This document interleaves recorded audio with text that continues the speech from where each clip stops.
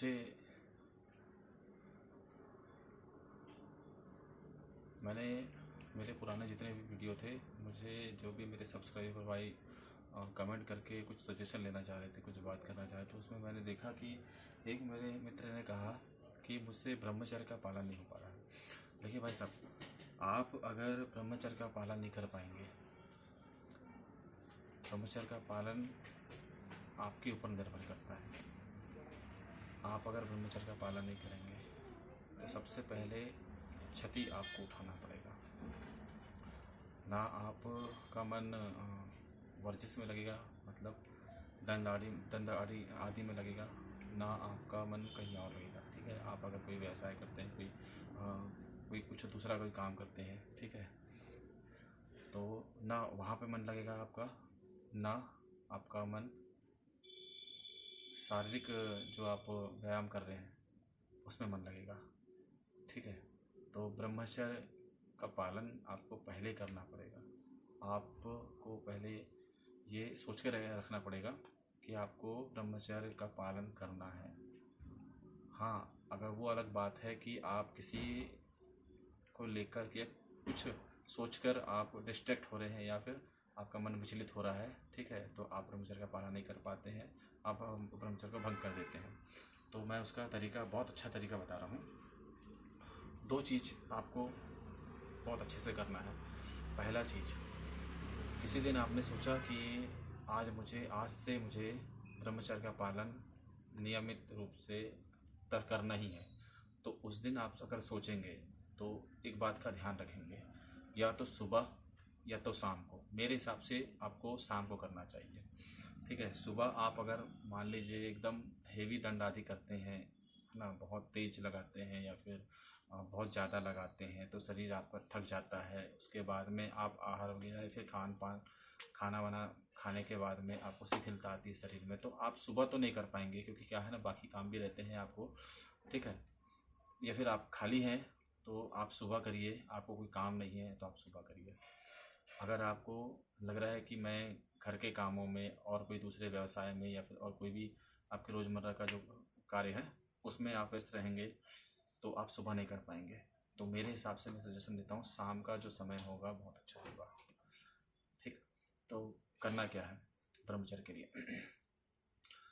सबसे पहले आप थोड़ा मोड़ा योग या प्राणायाम आपने किया होगा, तो बहुत अच्छी बात है। सबसे पहले ये करना है कि आप अगर कुछ वर्कआउट कर रहे हैं, सबसे पहले आप वर्कआउट कीजिए। वर्कआउट मतलब दंड आदि करिए, ठीक है, सपाटे लगाइए, राममुखी दंड लगाइए कुंभक के साथ में। इतना लगाइए कि आपका शरीर थक जाए। आपकी कैपेसिटी मान लीजिए 30 या 40 की है, आप 10 का सेट बनाकर 4 सेट मार रहे हैं या 2 सेट मार रहे हैं, उसके बाद आपसे नहीं हो रहा है, तो 10 का सेट बना के आप 5 मारिए। सपाटे भी आप अगर कर रहे हैं तो सपाटे भी आपको राममूर्ति दंड के बाद में या पहले, जो भी जैसा भी आप करना चाह रहे हैं, तो 5 मिनट का आराम करने के बाद में दूसरा दंड चालू कर दीजिए।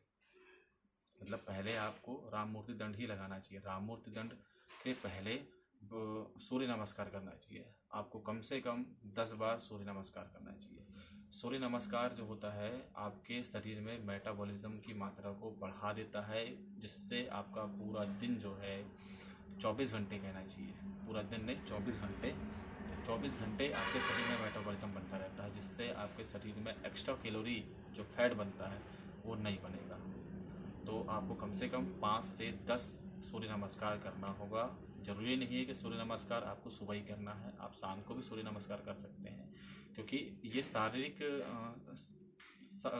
कहना चाहिए बलिष्ठता के लिए कर रहे हैं आप। जरूरी नहीं है कि सूर्य नमस्कार, नाम में कुछ नहीं रखा है, आप सुबह भी कर सकते हैं, शाम को भी कर सकते हैं। सबसे पहले व्यायाम के लिए 5 बार से 10 बार, 10 से भी ज़्यादा कर सकते हैं। 54 बार सूर्य नमस्कार किया जाता है, 54 से 55, 54 बार। ठीक है, कोई परेशानी नहीं है।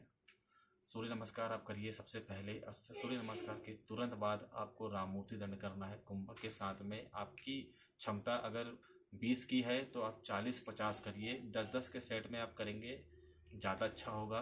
और आपको 10 का सेट करना है। सबसे पहले 10 सीधे मारना है, एक से 10 तक। उसके बाद में आप अगर 20 की क्षमता है आप में तो 10 तक जाइए, फिर 10 से रिवर्स आइए। ठीक है, पहले 1 2 3 4 5 6 7 8 9 10 मारिए, फिर 10 9 8 7 6 5 4 3 2 1 में आइए। दोबारा मुश्किल से 10 से 15 सेकंड का रेस्ट लेंगे। 10 से 15 सेकंड के बाद फिर से चालू करिए।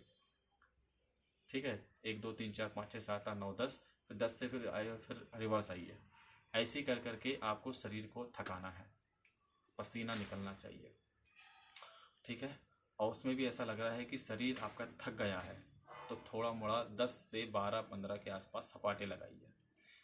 ठीक है, वो फुल वर्कआउट होता है। सपाटे मतलब फुल वर्कआउट। आपका शरीर शिथिल हो जाएगा, थक जाएंगे आप। 5 मिनट के लिए आराम करिए। ठीक है, आराम कैसे करना है, ऐसे इस मुद्रा में बैठना है आपको, ध्यान मुद्रा में बैठना है। ठीक है, ये ध्यान मुद्रा, शांत चित्त होके ध्यान मुद्रा में बैठना है। लंबी सांस लेंगे,